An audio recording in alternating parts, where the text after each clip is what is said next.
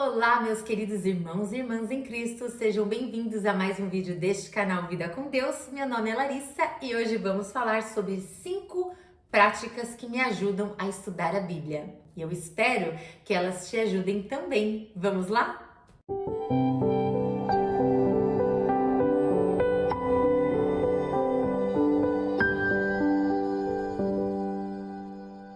Vou começar já listando essas 5 práticas. 1. Traduções diferentes. 2. Elementos textuais. 3. Concordância bíblica. 4. Contexto histórico, remetente e destinatário. 5. Devocional ou plano de estudo do aplicativo. Começando então com o tópico 1 sobre traduções diferentes, e eu vou ler a explicação que o autor Rick Warren deu sobre o porquê de ele usar tantas traduções diferentes no livro dele, Uma Vida com Propósitos. Ele faz menção de muitos versículos e ele usou diversas traduções disponíveis na língua inglesa e ele explica o porquê disso. Então vejam sobre inúmeras e diversificadas traduções. Mais importante é o fato de que muitas vezes perdemos o impacto completo de versículos bíblicos familiares, não por causa de uma tradução ruim, mas simplesmente porque eles se tornaram tão familiares. Pensamos que sabemos o que um versículo diz porque já o lemos ou ouvimos tantas vezes. Então, quando o encontramos citado em um livro, o lemos superficialmente e perdemos o significado completo. Portanto, eu deliberadamente usei paráfrases para ajudá-lo a ver a verdade de Deus de maneira nova e fresca. Eu fiz uma pesquisa rápida no aplicativo de Bíblia que eu uso, inclusive eu vou deixar o link dele disponível no box de descrição deste vídeo, bem como de todos os livros e Bíblias que eu citar. Então eu fiz uma pesquisa rápida neste aplicativo e só lá, tá? Disponíveis digitalmente e gratuitamente, eu encontrei 13 traduções para o português brasileiro. E dessas 13 versões, eu sei ainda que nós temos uma versão a mais, que é a mensagem, não está nesse aplicativo. Eu acredito que ela possa ser encontrada por outro site, tá? Eu tenho a versão, a cópia física dela, então diríamos que são 14 versões e traduções diferentes. De todas elas, né, a primeira que eu tive contato foi essa do João Ferreira de Almeida, né, que a gente chama de Almeida, e no caso esta é a Almeida Revista e Atualizada, e é uma bíblia de estudos do SHED. Depois eu tive contato com a Nova Versão Internacional, que é a NVI, e eu tenho a edição bilíngue, que tem aqui ó, um bicolunado de inglês-português. Ela não é uma bíblia de estudo, ela é só bilíngue. Mas assim, eu me apaixonei por essa tradução e eu digo que essa é a primeira bíblia a que eu recorro quando eu vou ler qualquer versículo. E depois eu vou para as outras. Posteriormente, eu conheci uma que se chama Nova Tradução na Linguagem de Hoje, que é a NTLH. Não está aqui comigo, mas ela tem uma linguagem bem facilitada, bem atualizada. Depois foi que eu conheci essa Bíblia, a Mensagem, e eu fiquei encantada, porque ela consegue dar uma interpretação bem atual para muitos dos versículos que eu tinha dificuldade de compreender. Então, é uma Bíblia que eu faço bastante uso dela. E eu acho que cabe aqui um parênteses rápido sobre a credibilidade dessa Bíblia, né? Eu ouvi ruídos no passado sobre isso. E assim, gente, o Eugene Peterson, que foi quem trabalhou nessa Bíblia, a Mensagem, né? Ele que é o principal responsável por essa Bíblia, ele tinha já 30 anos de ministério como pastor, né? Como autor, como professor, quando ele decidiu se dedicar a esse projeto que levou 10 anos para ele concluir, porque ele traduziu diretamente do hebraico e do grego para o inglês, e ele tentou fazer isso com o inglês conversacional. Por quê? Ele percebeu ao longo desses 30 anos de ministério que muitas das pessoas não tinham resistência em ler a Bíblia porque elas não entendiam, assim, elas tinham dificuldade de interpretação de texto, isso na comunidade dele americana, nos Estados Unidos, certo? E aí ele decidiu então fazer esse projeto que durou 10 anos e teve depois a aprovação de mais 20 estudiosos da Bíblia. Então é uma Bíblia de muita qualidade, muito preciosa, use sem moderação.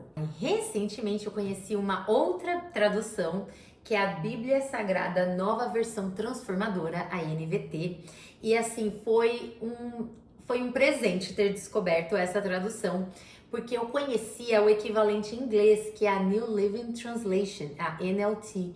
Então eu acho que ela fica entre a Bíblia, a Mensagem e a NVI. Eu gosto bastante dela, é Nova Versão Transformadora, e eu acesso por esse aplicativo online gratuitamente. Outro aspecto que eu quero trazer sobre traduções diferentes é caso você fale algum outro idioma, porque até nesse aplicativo e qualquer pesquisa no Google, no ChatGPT, você consegue encontrar Bíblias em outros idiomas. E se você fala outro idioma, é legal você dar uma olhada nesse versículo que você está estudando, meditando, nesse outro idioma, porque pode te trazer ainda outro entendimento, porque os idiomas, eles têm estruturas diferentes, né? Inclusive estruturas de pensamento diferentes. Alguns são mais diretos, outros são mais extensivos. E às vezes você pode ver aquele versículo com olhos diferentes ainda das traduções que você já viu no seu idioma materno, naquele outro idioma que você fala. Para vocês terem uma ideia, só em inglês, nesse mesmo aplicativo, são 74 versões. Imagina, nós temos 13, eles têm 74. Então são muitas traduções diferentes. E o próprio aplicativo te deixa visualizar na mesma página traduções diferentes. Então, às vezes você pegou só um versículo para ler naquele dia, mas você pode já fazer uso, né, dessa primeira prática e colocar ali outros versículos para você comparar as traduções. E às vezes você vai se surpreender, vai falar: poxa, olha, eu só tinha entendido tal coisa desse versículo, mas agora com essa outra tradução aqui, eu entendi ainda esse outro ponto. E você pode descobrir uma queridinha, uma tradução queridinha ao fazer essa comparação de traduções. Vamos para um exemplo prático? Eu vou ler Lucas 15, 21 a 23 na mensagem e depois na NVI, tá? Olha só. Pai, pequei contra Deus e contra o Senhor. Não mereço nem ser chamado de seu filho outra vez. O pai nem quis escutar. Chamou os empregados e ordenou: rápido, tragam uma roupa decente para ele. Tragam também um anel de família e um par de sandálias. Depois vão buscar uma novilha bem gorda e preparem o churrasco. Vamos festejar, vamos nos divertir. Gente, essa é a tradução, a mensagem. Você pode falar: nossa, não gostei, usou até a palavra churrasco. Não é bem isso.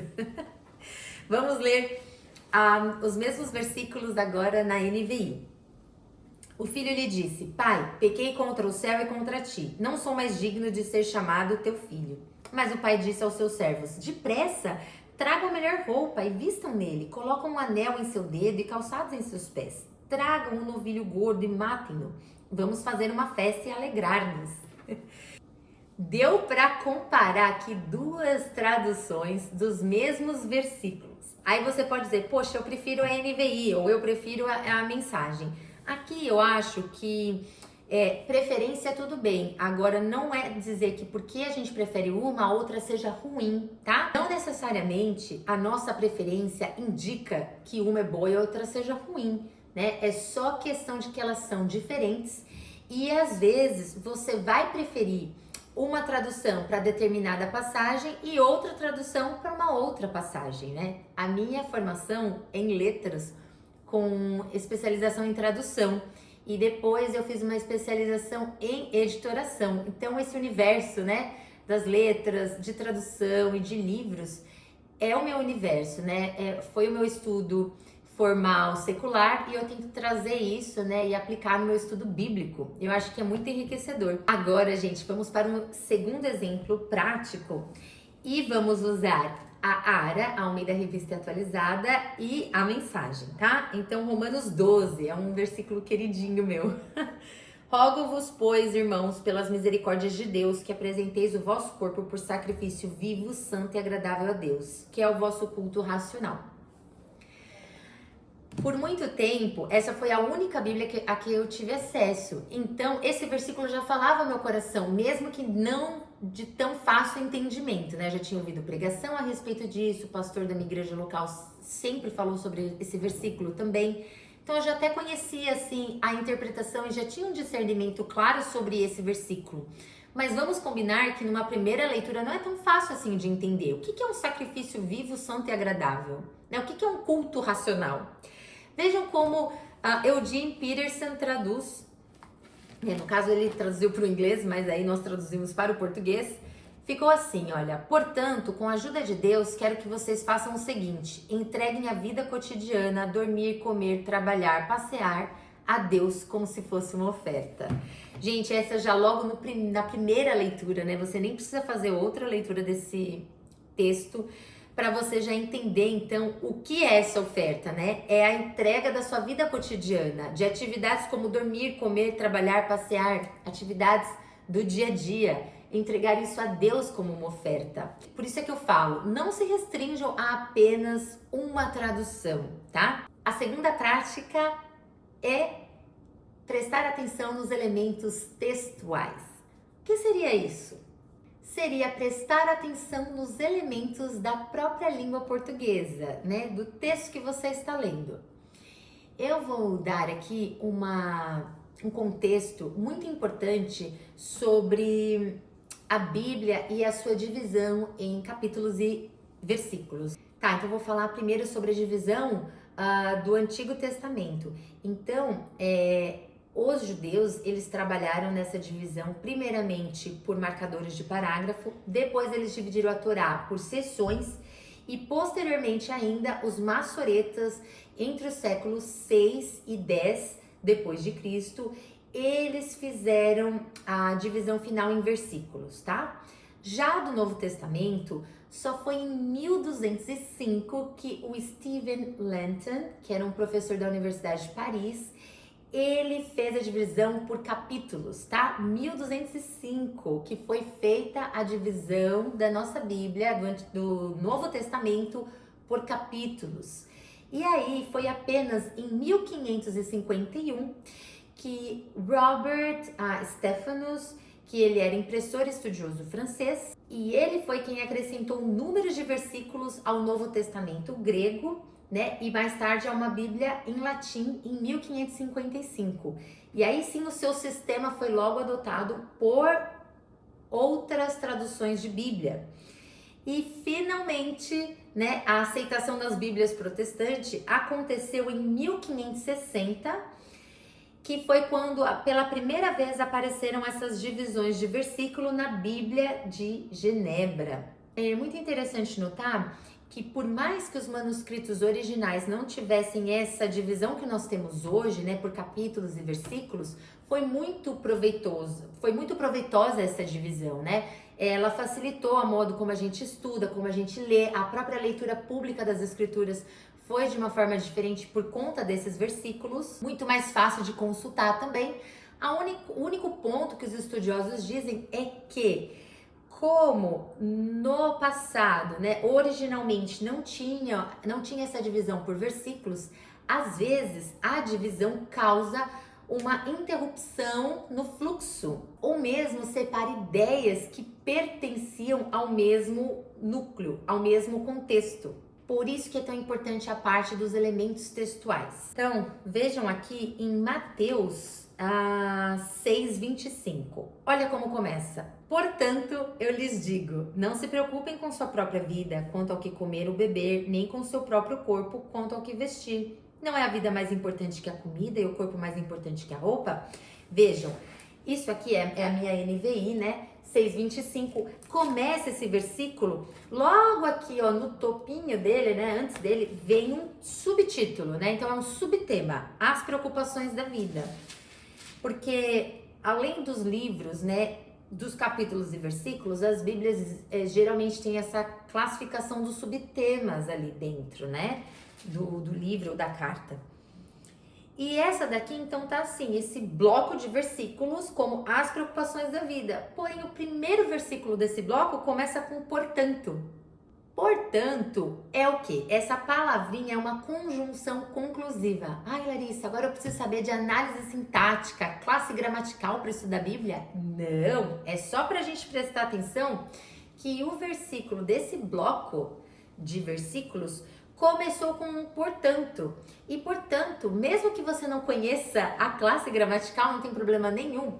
Portanto, você intuitivamente sabe que ele está querendo concluir alguma coisa. Já existiu alguma coisa anteriormente para que eu conclua e fale assim, portanto, então, por isso, né? Você dá toda uma explicação e aí você termina falando, por isso, aí vem a sua conclusão. Então, significa que Jesus já estava falando outras coisas que estão conectadas a esse texto. E aí, o que você faz?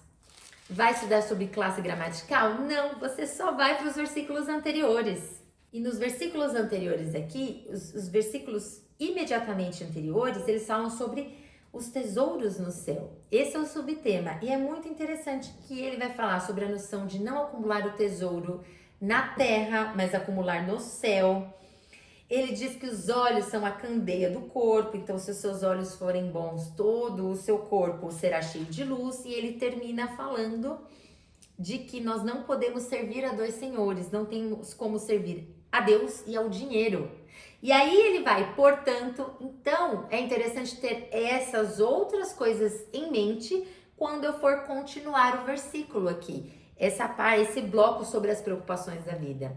Porque daí eu vou entender que a parte que ele fala dos lírios do campo, das aves, dos lírios do campo, das aves e das preocupações, que eu não posso ter preocupação para o dia de amanhã, é só o dia de hoje, cada dia tem as suas próprias dificuldades. Eu vou fazer o link com os tesouros no céu, com a candeia dos olhos e comigo sendo serva de apenas um Senhor. Então isso é muito importante de a gente notar. Portanto, por isso, então, logo, assim, dessa maneira, todas essas vão dar essa ideia de conclusão. Então, você tem que lembrar que antes veio alguma coisa e dar uma olhada no que veio antes. Um outro exemplo é com Mateus 25, 14, é a parábola dos talentos. Inclusive, eu falei sobre ela no vídeo anterior. Ele começa assim, e também, então assim, ó, a parábola dos talentos, então vamos falar sobre essa parábola, só que o versículo começa assim, e também será como um homem que ao sair de viagem chamou seus servos e confiou-lhes os seus bens. Por que então ele falou e também? Quer dizer que ele já falou alguma coisa, agora ele está adicionando uma ideia, certo? Então eu tenho que voltar e ver qual foi essa outra coisa que ele disse. A parábola das 10 virgens. E antes disso, o dia e a hora são desconhecidos. E antes disso, o sinal do fim dos tempos. Ou seja, ele estava falando do fim dos tempos. E aí ele foi dando nuances desse fim dos tempos. E a parábola dos talentos está conectada com a parábola das 10 virgens. As duas falando sobre o fim dos tempos, o acerto de contas. Só que cada uma dando um enfoque um pouquinho diferente uma da outra. Mas olha só como é enriquecedor a gente apenas se dar ao trabalho de irmos aos versículos imediatamente anteriores, né? Porque se ele tá falando e também, provavelmente quando não havia nem a divisão de versículos, esse bloco deveria ter sido lido junto. Então, é legal a gente saber disso e ir para os versículos anteriores também, ou às vezes os versículos posteriores, né? Não é dizer que agora, toda hora que você for ler um versículo, você vai acabar lendo o livro todo, a carta toda. Não, é só ao redor daquele versículo. É importante isso. Outro elemento textual interessante de prestar atenção é quando fala porém, mas, porque é uma ideia que vai se opor àquela ideia anterior. Ou ela vai dizer que aquilo que tinha sido dito anteriormente tem uma limitação. Por isso que vai falar porém, mas. Então, é como se você dissesse para o seu filho, olha, você pode sair, mas lembre-se que você tem um horário para voltar. Então, você falou para o seu filho que ele pode sair, mas ele tem um horário para voltar. Ele tem que se lembrar de que ele tem um horário para voltar. Então, e tem uma limitação à ideia anterior que era sair. Ele vai poder sair, mas qual a limitação? Ele não pode voltar ao horário que ele quer. Ele vai ter que voltar mais cedo. Então, é importante você notar isso. Mesmo que seja o primeiro versículo daquele subtema, se ele começa com uma palavrinha que dá a entender que tem coisa antes, que está conectada àquele versículo que você vai ler, volta. E presta atenção no que ele disse antes também. Agora vamos falar sobre concordância. Concordância bíblica, tanto concordância bíblica verbal quanto temática. O que é isso? Concordância bíblica verbal é quando você faz aquela pesquisa por palavras. Então, por exemplo, amor. Eu quero todos os versículos que tenham amor na Bíblia. Hoje em dia, graças a Deus, nós temos na internet inúmeros recursos para nós fazermos essas pesquisas. Então, você pode usar o Google, pode usar o ChatGPT, viu? Pode usar o ChatGPT para fazer isso, ele vai te ajudar. E pedir, liste para mim todos os versículos bíblicos cristãos que apresentam a palavra amor. Então, isso é uma concordância verbal. No passado, a gente também tinha aqui, ó. Essa Bíblia, ela tem essa concordância aqui no meio, tá? E às vezes pode ser verbal ou pode ser temática. E o que seria a concordância temática? Não é a concordância por palavra apenas, mas pelo tema. Então, vamos supor que aqui no versículo 33 ele esteja falando do tema perdão. Aí ele vai falar para você que o versículo 33 também aparece no livro tal, no versículo tal.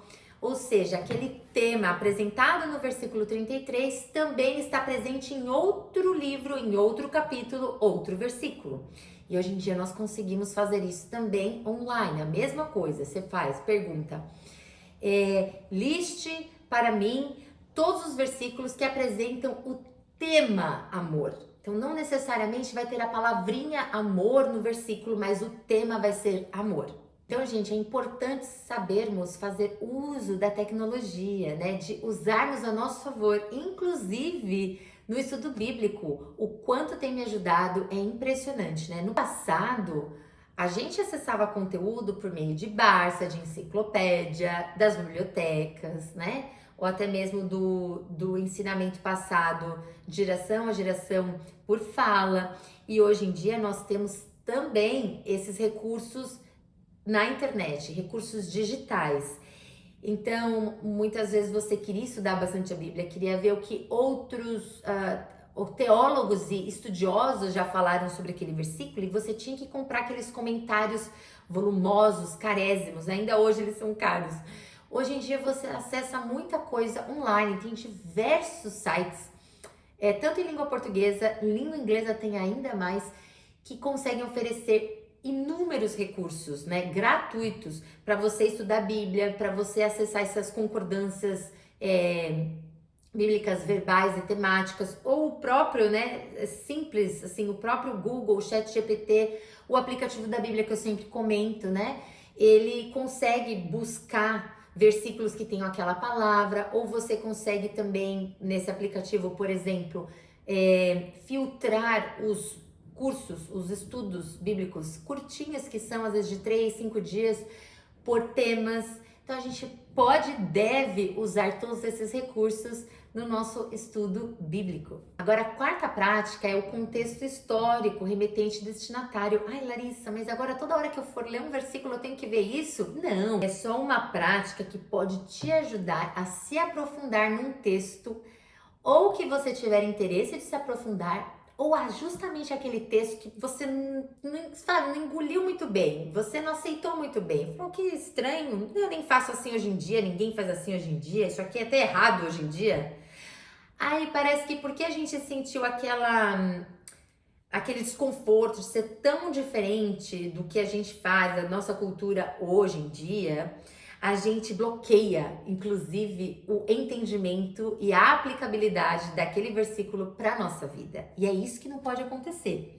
Quando você achar que um versículo está difícil de engolir porque é muito distante da forma como a gente faz hoje em dia, por favor, pesquise sobre o contexto, quem escreveu e para quem escreveu. Nossa, mas isso é complicado. Não.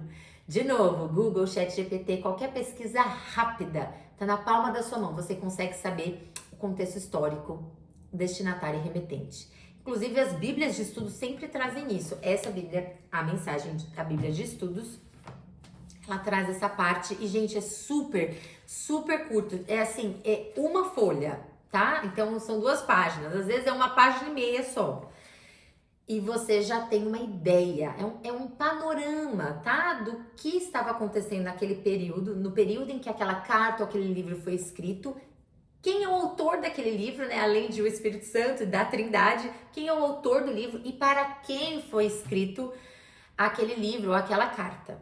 Então, é se lembrar que, sim, as pessoas, desde a criação do mundo e para sempre será assim, nós temos culturas diferentes, nós temos modos de agir e pensar diferente, nós temos costumes diferentes. E se é assim, com culturas que coexistem com a nossa, né? No dia de hoje, 2024, eu moro no Canadá, que é um país de imigrantes. Então, o que tem de cultura diferente da minha, que sou brasileira, né, de culturas, modos de pensar, de agir, de ver o mundo completamente diferentes do meu, nós coexistimos, nós estamos aqui neste mesmo país, neste mesmo mundo. É muito interessante pensar que mesmo em 2024 há tantos modos de pensar, de agir, de se comportar diferente do meu.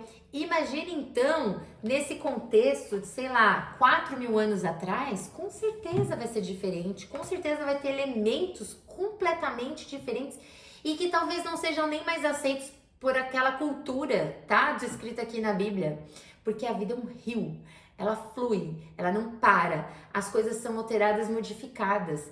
E por mais que alguns elementos permaneçam, muitos outros são modificados. Por isso é tão importante a gente dedicar, assim, minutinhos para a gente ter uma noção do que era naquela época, daquele versículo que a gente estava lendo ali, porque pode abrir portas para um entendimento novo e mais profundo sobre aquele versículo, sobre aquele tema. E por fim, a última prática é devocional ou plano de estudos de aplicativo. Nossa, Larissa, que isso? Que prática é essa? Gente, eu sou uma pessoa que gosto de estrutura, que gosta de um sistema, de um processo. Eu não consigo estudar a Bíblia de maneira solta. Eu preciso ter uma estrutura minimamente ali definida e um objetivo com aquela leitura. Por isso que eu faço uso de devocionais. Por exemplo, eu tenho feito esse devocional do Rick Warren, de Uma Vida com Propósitos, né? Já falei em inúmeros vídeos. E aí, o que eu faço? Esses outros aqui são da igreja que eu congrego, eu e minha família aqui no Canadá. E eles sempre fazem por mês, né? Bem simples, gente. Olha só. O dia 6 de setembro, daí tem um texto bíblico base, né? E tem uma oração. Vou dar um exemplo com esse primeiro.